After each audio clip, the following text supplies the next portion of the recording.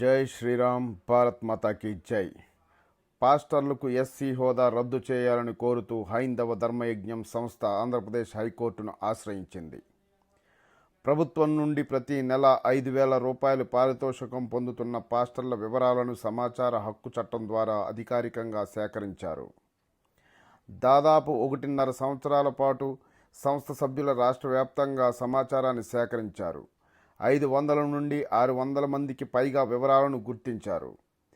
AP act 16 app 1993 చట్టం ప్రకారం joint collector ఆధ్వర్యంలో జిల్లా స్థాయి పరిశీలనా కమిటీ ద్వారా విచారణ జరపాలని కోరారు.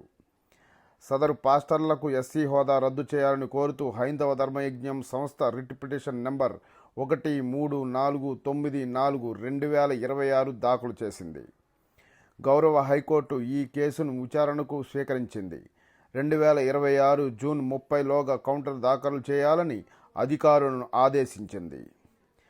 ధర్మరక్షణ కోసం, సమాజ హితం కోసం హైందవ ధర్మయజ్ఞం సంస్థ కృషి చేస్తూనే ఉంటుంది. జై శ్రీరామ్, భారత్ మాతాకి జై.